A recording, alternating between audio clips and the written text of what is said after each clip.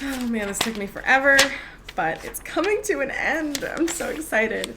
And I'm also super pale. So hello everyone. My name is Miss Hanley. I am a ghost today, but we are going to be talking about the early history of Western education. And I'm splitting this video up into two parts because there are some parts of early educational history that just goes really in depth and is a little bit higher level than some of the other things I want to be talking about. So if you've gotten instructions to watch a certain part of this video, make sure you check the timestamps below for the different parts of the video.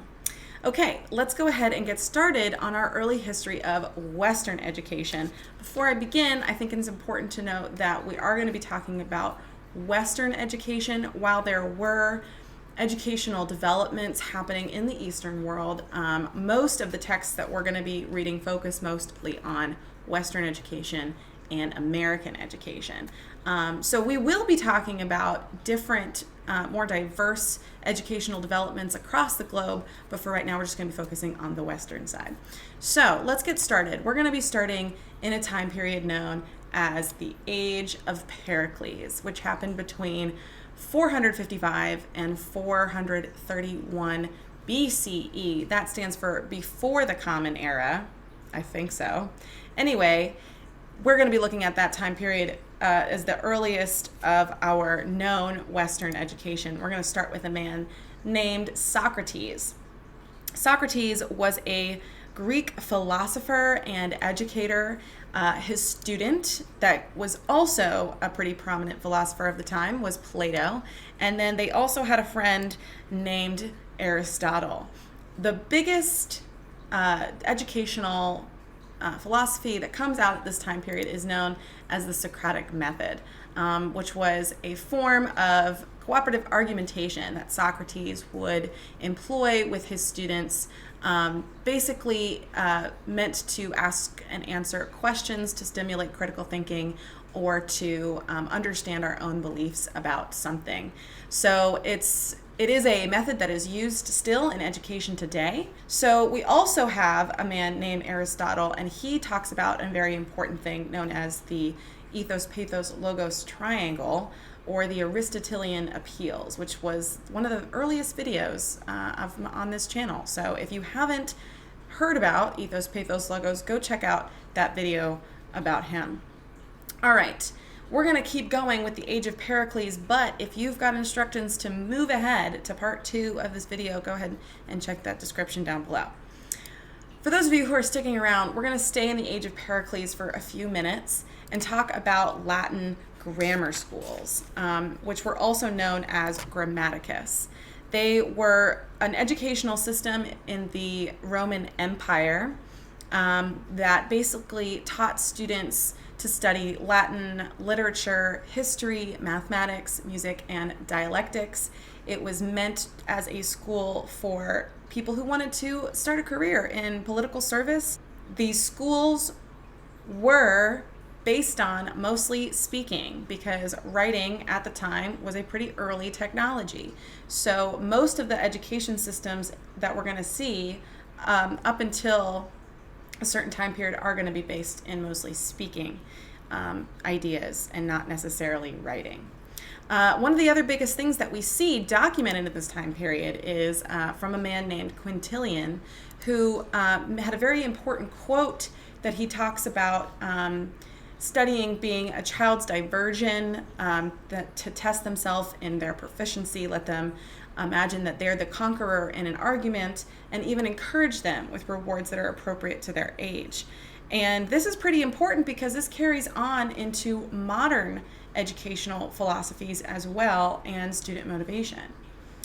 Okay, we're going to continue on to the Dark Ages. So not much education happens during the Dark Ages between the years of 400 and 1000, and we are in the Common Area now. But we do have a man by the name of Charlemagne who ruled over most of Europe during the Dark Ages. And he did want education to continue, but it did continue in the form of catechumnal schools, I think.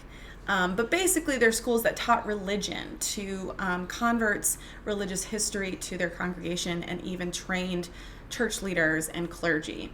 But you also had Charlemagne's main education man as Al-Sawin, who was not only the guy who came and taught Charlemagne's kids, but also advised him in certain educational philosophies. And around this time period is when education experts started to use the terms 7 liberal arts. They were broken up into 2 categories. The trivium arts were grammar, rhetoric, and logic, and the quadrivium arts were arithmetic, geometry, music, and astronomy. And you'll recognize as well that there is no necessarily writing involved in these 7 liberal arts because it was a pretty early time period. Not everyone knew how to write. But you did have these 7 liberal arts, which were pretty broad in sweeping their ideas and their definitions. So when people did study them, they were studying them in totality. And after the Dark Ages, we do have something is known as the revival of learning between 1000 and 1300 BCE. And during this time period, you've got the guy who really makes it happen, Thomas Aquinas, who believed in harmonizing the educational theories with religious beliefs, which was a pretty radical idea at the time period. But he came up with something that's a formalized scholasticism, which is basically the study and philosophy of religious beliefs. He wrote the Summa Theologica, which had a pretty big authority in the Roman Catholic Church at the time. You also start to see a rise in medieval universities in this time period. Around Europe, places were starting to pop up. The University of Bologna, which specialized in law, the University of Paris, which specialized in theology, and Oxford University. They were pretty prominent, and by the time Columbus headed over to America, there were about 80 universities that had been established in Europe. But we also get a little bit of Eastern influence in the form of Arabic numerals and math. Not everyone experienced the Dark Ages, and there was a power rising in the Middle East and Africa that moved upward into Spain and brought a lot of the knowledge from that area as well, which led to something amazing known as the Renaissance, which is the biggest educational event in history. Just because between 1300 and 1700, you had a flow of ideas from the East coming into the West, and people were learning more about philosophy and having new ideas in this time period. One of the people who was influential in making that happen was Vittorino del Feltre, and he was a influential educator who basically helped push the idea that you could be a Christian and also educated at the same time, which they didn't necessarily want to happen. People were not kind of okay with that idea, but he wanted people to be educated and have a thirst for knowledge, and he was a big part in pushing that along. The other big guy who helped that happen was Erasmus. Erasmus was one of the most famous humanist educators of the early Renaissance. He wrote, he was a humanist, which meant that he believed that humans had an innate power to change their world, not necessarily relying on a divine being. He also wrote The Right Method of Instruction and is quoted as saying that the duty of instructing young includes several elements, including teaching them how to be tactful in social situations and having good behavior and moral principles. So he did have a foundation for education philosophy during his time period. There was also something going on during this time period, and that was known as the Reformation with the Catholic Church. And there are a couple big people that come out of this time period between 1517 and 1648. You have Martin Luther, who came out with his 95 Theses, and not many people could read them. And that was the big issue during the time, is that there were people who couldn't read. They kind of followed their religious beliefs based on what their Pope told them, and Martin Luther was in disagreement with that and wanted people to become literate and read. And then you also have Ignatius of Loyola, who developed a very successful teacher training through the Jesuit schools, and is actually a form of training that exists to this day, that continues on in teacher training. And then, most importantly, you have a man by the name of John Locke, who came up with some really radical ideas during his time period. The first is that people are a tabula rasa, or a blank slate, when they are born. They are kind of nothing but when they're born, and it's through our experiences that we are shaped into the human beings that we are. He develops this idea in an essay concerning human understanding, and he furthered his ideas in education and developmental psychology, and we're going to talk about that in another video. But for now, we're going to continue on into the Americas during the American colonial period between 1600 and 1776. So people were heading over to America. The New World was being set up, and you had a lot of people moving over there that weren't necessarily concerned with education, but the philosophies and ideas did carry on from the Renaissance. You had universities getting set up in Boston, but not everybody could go there. It was kind of still this elitist place where only the rich people could go, or if you had access to the kind of knowledge that you needed to get in. So a lot of people did apprenticeships. Young people who had kind of grown out of a elementary school education wanted to learn skills to help further their family's farm or business, and they would take on apprenticeships, which allowed them to learn through a job, on-the-job experience. But they were not paid until they had basically achieved some level of independency. You also had these things called dame schools, which were open to both boys and girls, and they were basically schools that were run privately out of a woman's home. Neighborhood children would be invited to get educated there, but their parents did have to pay some kind of fee to allow them to be educated there. And then you have the first kind of educational curriculum or school curriculum that we see in early colonial America. And these were known as horn books. They weren't really books. They were more like a piece of wood that had a handle that some piece of reading material was kind of glued or nailed onto. And the point of it was just an easy way for young children to start learning how to read and memorize letters and sounds and that kind of thing. But books were too expensive, so these were kind of the alternative to cheap school materials. All right, let's continue on to the Age of Reason. So back on the other side of the Atlantic, between 1715 and 1789, we have a man by the name of René Descartes, who is a French philosopher, and his friend Voltaire, who was a French writer. They come up with the foundations for rationalism. Rationalism basically states that reason is supreme, the laws of nature never change, and truth can be verified through testing and experimentation. So they believed a lot in reason, and finding rational beliefs for everyday things. And this carried on to their friend, Frederick the Great, who ruled over Prussia.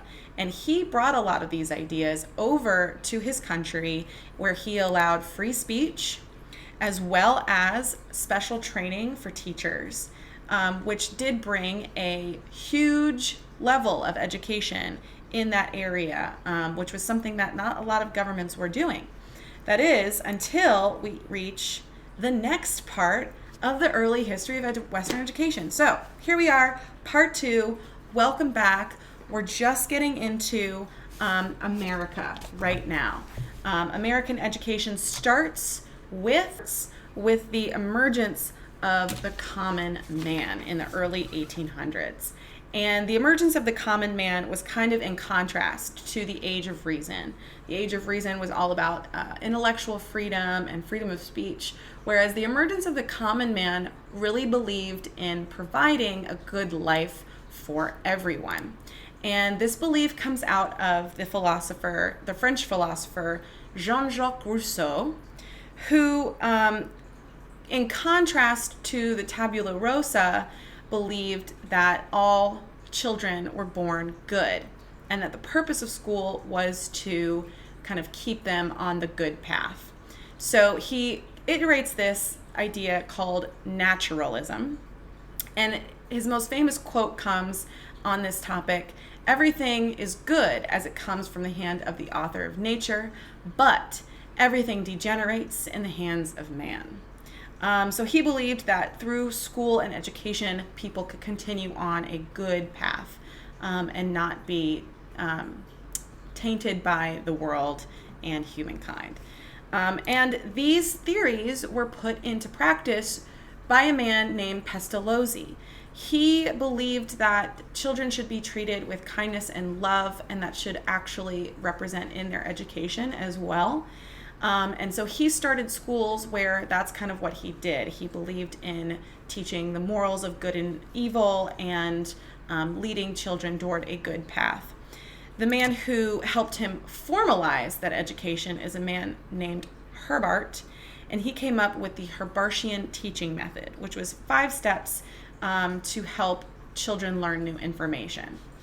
And then we have our next buddy in this group, known as Friedrich Froebel, who came up with the first American kindergarten. Actually, it was German, I think, but it was a formal school for children of the age of 5 to start learning social development and cultivating creativity and learning. All right, the next thing that comes into this, we head over to America in the American early national period. So pretty much after we declare our independence from the United Kingdom, we've got some people in our country that are promoting educational practices and formal education. One of those people is Benjamin Franklin. He started the first public library because he believed that through learning and knowledge and access to information, he was able to become an inventor and philosopher. He emphasized good citizenship teaching in schools. Thomas Jefferson, along with him, had a great emphasis on education as well, and believed that education should be given to everyone, no matter their place in society. He emphasized that all elementary schools be free to everyone, and that public schools be organized under the government. And then this continues into African American education, because during the time we have a pretty big conflict in the belief system of America. We think that everybody should be educated, but if we educate slaves, they will inevitably lead to their freedom, which is not what they wanted. So you had a lot of religious education happening for freed and unfreed slaves. You had the Quakers and the Baptists allow African Americans to learn in their schools. And there was a start of early African American schooling in the northern states, such as Washington, D.C. and New York. And most prominently, you have a freed African American known as Frederick Douglass, who was born into slavery, who educates himself and gets out of it, and had a great emphasis on educating African Americans through vocational training. And we're going to continue on our discussion of African American education as it relates to the next period, which will be the American Common School period. So this happens between 1840 and 1880. We've got the Oregon Trail gets opened up, and so people are moving west, which creates a lot of kind of a void in education, out there. They're carrying on the educational tradition, but most of it happens in the Northeast with a man named Horace Mann, who was the Secretary of State Board of Education in Massachusetts. He believed that publicly funded, state-supported schools be available to every boy and girl in Massachusetts, and they were known as common schools. The schools gave the same education to students from different levels of society, and he also implemented that there should be no religion taught from these publicly funded schools. He also created normal schools, which were basically teacher training schools, that if teachers were taught the same curriculum, that they could then teach that curriculum to their students, and there would be some kind of standard in education. And then the last thing from this period comes from the Morrill Act, which is federally funded land that's given to states that they can build colleges. And the purpose of these colleges was to build practical skills in education. We're going to continue on now to the American Progressive period. And this is where we start to see a lot of changes in education reform because the Industrial Revolution happens. And people are working in factories, they're getting jobs, they're working, things are great, but there were children working in these factories, and it was not positive for those kids. So they instituted child labor laws, which did force children out of the factories and actually opened up mandatory education for elementary school students. We also had segregated education, though. We did have schools for white students, and there were a few schools for African American students, but African American students could not go to white schools. African American teachers could not go teach at white schools, and most of the schools that were available to African Americans were not paid as much as the publicly funded white schools in the same areas. So they had this, the idea was separate but equal, that all students would be able to get an education, but they would be segregated in their education. This did lead to some criticizers, such as John Dewey, who criticized that education was too standard and thought that critical thinking, problem-solving skills should be emphasized more.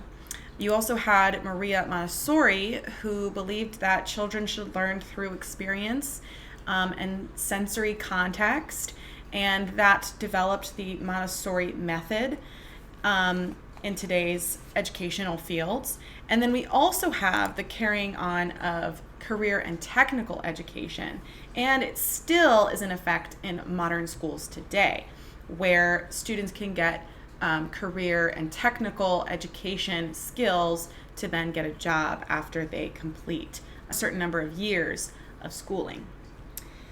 And then after this progressive period, you have a pretty low point. This is going to bring us to the last slide in our presentation today. And we're talking about the Great Depression between 1921 and 1940. At the beginning of the Great Depression, you have a huge economic effect on schools. People lose jobs, they lose their homes, they lose massive amounts of money, and schools, in effect, are cashless as well. People can't pay their taxes, so the schools don't get their funding. This led to teacher pay being completely eliminated or decreased. It led to schools having to shut down altogether or shorten the school year. And many students didn't go to school because they were, if they were old enough, they were able to get a job to help bring in money for the family. At the end of the 1930s, Americans were getting back up on their feet.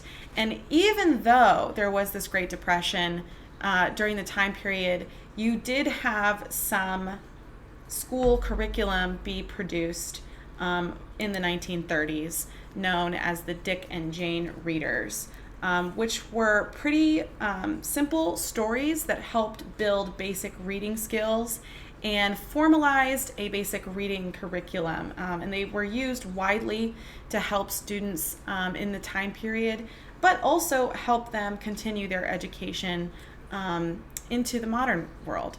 And that is going to be the end of our early history of Western education. We'll continue with a modern history of Western education a little later. Thank you so much for watching. I hope you enjoyed this. It took me a really long time to make.